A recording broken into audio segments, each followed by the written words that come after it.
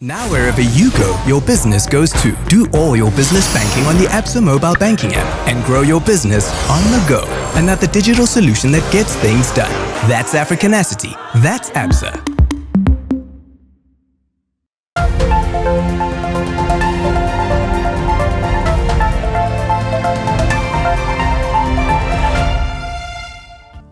Le Social Contributions and Social Benefits Bill a été adopté au Parlement aujourd'hui.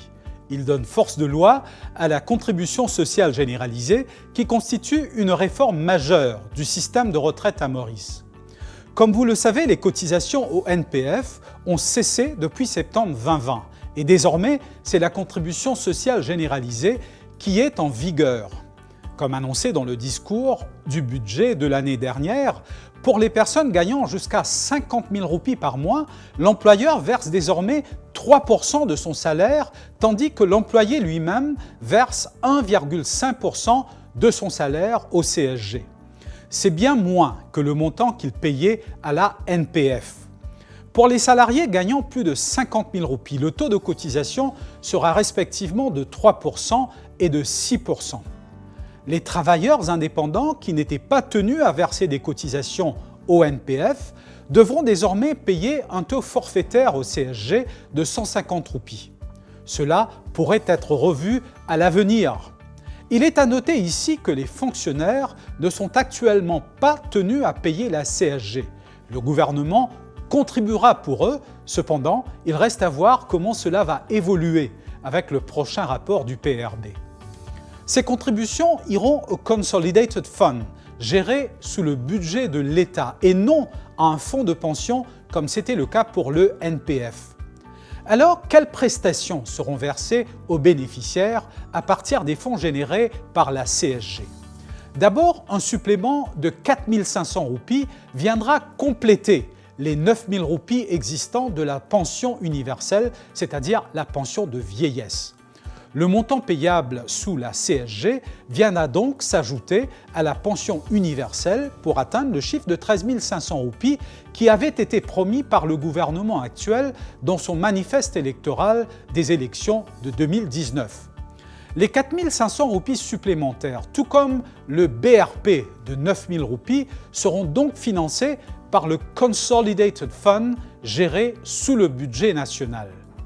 La somme de 4 500 roupies sera versée aux bénéficiaires ayant atteint l'âge de 65 ans à partir de 2023. Autre prestation sous la CSG, les compensations liées aux accidents du travail, les compensations pour invalidité aux survivants, ainsi que d'autres prestations y relatives. Selon le gouvernement, ces prestations ont été améliorées par rapport à celles offertes dans le cadre du NPF. Le Social Contribution and Social Benefits Bill prévoit la mise sur pied d'un comité de révision des prestations sociales qui aura la responsabilité de veiller à ce que les prestations sociales soient toujours renforcées et restent soutenables à l'avenir. Pour pouvoir implémenter ce fameux CSG, rappelons que le NPF a été aboli. Ce fonds de pension avait été introduit sous le National Pensions Act de 1976 et contribuait à réduire l'écart entre les pensions des employés du secteur privé et ceux du secteur public. Les contributions au NPF ont été stoppées dès septembre 2020. Mais les points accumulés par les contributions déjà faites seront toujours honorés. Les bénéficiaires auront leur pension sous le NPF.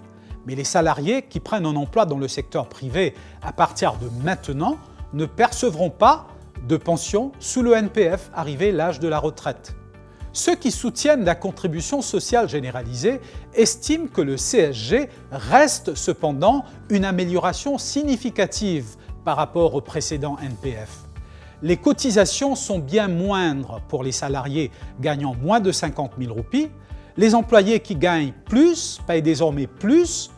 Pour rappel, il y avait un plafond de 18 740 auparavant, c'est-à-dire que les personnes gagnant par exemple 1 million de roupies par mois payaient un pourcentage des 18 740 roupies au NPF, ce qui était injuste. Maintenant, ils devront payer un pourcentage des 1 million, ce qui fait que le Consolidated Fund sera mieux financé. De plus, les indépendants et les professionnels ne contribuaient pas au NPF, même si certains percevaient de gros revenus et bénéficiaient quand même du BRP. De plus, le NPF payait les bénéficiaires en fonction de leur contribution. Mais maintenant, tout le monde bénéficiera d'un montant fixe, c'est-à-dire 9 000 roupies plus le complément de 4 500 roupies. On estime que dans de nombreux cas, en particulier les groupes à faible revenu, ces 4 500 roupies sont bien plus que les prestations qui étaient versées sous le NPF. Les partisans de la CSG croient également qu'avec un BRP de 13 500 roupies, beaucoup de personnes ayant atteint l'âge de 65 ans ne souhaiteraient pas continuer à travailler, libérant ainsi des emplois pour les plus jeunes entrant sur le marché du travail. La CSG vise donc à remédier plusieurs anomalies. Pourquoi donc fait-il l'objet de tant de critiques? Pour comprendre cela, nous devons examiner le problème sous plusieurs différents angles. L'aspect financier d'abord. De nombreux analystes, dont la Banque mondiale, estiment que le financement des pensions sera un énorme fardeau pour l'État. Les actuaires, pour leur part, estiment qu'il existe déjà d'énormes écarts financiers dans les fonds devant être générés par la CSG. Ceux-ci sont susceptibles de grossir. Les politiciens, par contre, eux, disent que le BRP de 13 500 roupies était une promesse électorale que le gouvernement s'était engagé à honorer pour remporter les élections de 2019. Maintenant, avec le CSG, ils font payer les contribuables pour pouvoir financer cette promesse. Les employeurs estiment que la CSG impose un fardeau au secteur privé qui pourrait devenir insoutenable à l'avenir et qui pourrait doubler, voire même tripler dans les années à venir. Dans l'édition de demain, nous examinerons de plus près ces arguments contre cette fameuse CSG. À demain donc.